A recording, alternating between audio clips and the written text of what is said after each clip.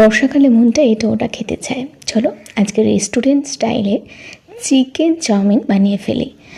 আর এখানে আমি চিকেন আর নিয়েছিলাম আদা রসুন, কর্নফ্লাওয়ারের সঙ্গে সঙ্গে দিয়ে দিয়েছি গোলমরিচ এবং নুন। দেখতেই পেয়েছেন কর্নফ্লাওয়ারের উপরে কালো কালো ছিল, সেটা গোলমরিচ আর নুন। সব কিছু মাখিয়ে তারপর একটু সয়া সস দিয়েও খুব ভালোভাবে মাখিয়ে এটা রেখে দেবো। আবারও বলি, আদা রসুন বাটা, কর্নফ্লাওয়ার, নুন আর গোলমরিচ আর সয়া সস, আর কিছু লাগবে না। এবার খুব ভালোভাবে মিশিয়ে এটাকে আমি রেস্টে রেখে দেবো 1 ঘন্টার জন্য। তারপর আমি এটা ভাজবো। আপনাদের কাছে হাতে সময় থাকলে আপনি 1 ঘন্টার বদলে 1.5 ঘন্টাও রাখতে পারেন। তারপর চাউমিনটা নিজের দায়িত্বে সিদ্ধ করবেন। চাউমিনটা সিদ্ধ করার সময় আমি এখানে নুন দিয়ে দিয়েছি এবং দিয়ে দেবো বেশ খানিকটা সাদা তেল, যাতে এই চাউমিনটা একটু ঝরঝরে হয়।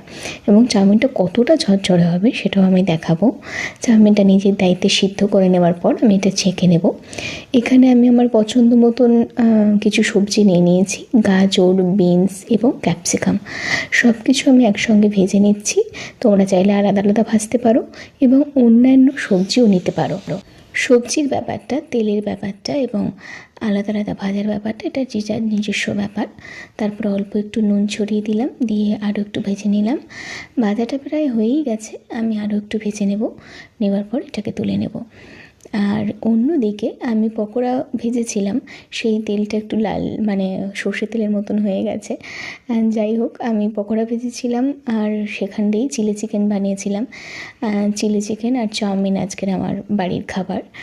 আর এই যে দেখতেই পাচ্ছ, এইগুলোকে আমি ভেজে নিচ্ছি। চিকেনগুলো, চাউমিনের চিকেনগুলো দেখো সব কিছু ছেড়ে ছেড়ে এসেছে আর খুব সুন্দরভাবে ভাজা হয়ে গেছে। এইভাবে ভেজে নিতে হবে। প্রথমটা একটু লেগে লেগে থাকবে, অসুবিধা নেই, ভাজতে ভাজতে সব আবার ছেড়ে যাবে। এই পর্যায়ে যদি তোমরা মিক্স চাউমিন বানাতে চাও তাহলে এই পর্যায়ে এখানে চিংড়ি মাছ আর ডিমটা অ্যাড করে দেবে, তাহলেই মিক্স চাউমিন হয়ে যাবে। দেখো কতটা ঝরঝরে হয়েছে, মানে একদম তলাটাও ঝরঝরে, মানে চাউমিনের যে চুবির মধ্যে যে তলায় যে আছে সেটাও ঝরঝরে। তারপর কড়াইয়ের মধ্যে আমি পেঁয়াজ নিয়ে নেব, পেঁয়াজ কুচি নিয়ে এটা ভেজে নিচ্ছি। আমি একটু স্পিডে রেখেছি কারণ এত ধৈর্য মানুষের নেই, আর যেটা মানুষের বুঝতে পারবে সেরকম দেখালেই হলো। তারপরে একটু রসুন দিয়েও একটু নাড়িয়ে চাড়িয়ে আমি ভেজে নিয়েছি। নেওয়ার পর আমি এখানে চাউমিন দিয়ে দিচ্ছি অল্প অল্প করে। এটা আমি দুবারে করছি, দুটো কড়াই করছি। তোমরা চাইলে মানে একবার করে নিতে পারো। অল্প অল্প ভাজলে কি হয়, ভাজাটা খুব ভালো হয়। ওইদিকে আমার চিলি চিকেন উঁকি মারছে আর এদিকে আমার চাউমিন রেডি হচ্ছে। সবজি এবং চিকেনটা ওপর থেকে দিয়ে দিয়েছি। তারপরে দিয়ে দিলাম গোলমরিচের গুঁড়ো, স্বাদ মতন দেবে, ভিনিগার এবং একটুখানি সয়া সস। এইগুলো দিলে একদম রেস্টুরেন্ট স্টাইলের মতন খেতে লাগে, আর না দিলেও স্কিপ করতে পারো বাড়িতে নর্মালভাবে যদি খেতে চাও। ভিনিগার, গোলমরিচ আর সয়া সস সব কিছু দিয়ে আমি এটা খুব ভালোভাবে নেড়ে দিচ্ছি।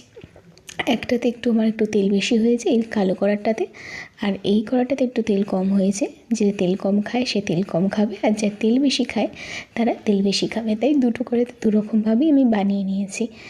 আর তোমরা চাইলে তোমাদের পছন্দ মতন বানাতে পারো। এখানে কাঁচা লঙ্কা অ্যাড করতে পারো সবজির সাথে। আমি অ্যাড করিনি, কেননা আমার ছেলে খাবে, সেই কারণে।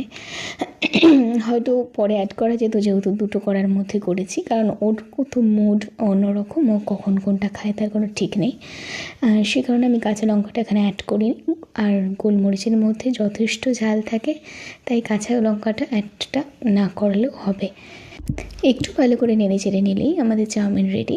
চাউমিনের সাথে আজকে আমি চিলি চিকেন বানিয়েছি। আর ফ্ল্যাশটা মানে ফোনের ফ্ল্যাশ লাইটটা জ্বালাতে ভুলে গেছিলাম ভিডিও করার সময়, অত মাথায় থাকে না, হাতে করে ভিডিও করি তো। যাই হোক, রান্নাঘরে আমার অত সুযোগ সুবিধা নেই যে ভিডিও করার জন্য আমাকে সমস্ত রকম আমার অ্যারেঞ্জমেন্ট নেই। আমি হাতে করেই ভিডিও বানাই, ভালো লাগে তাই। ভিডিওটা যদি ভালো লেগে থাকে অবশ্যই লাইক করো।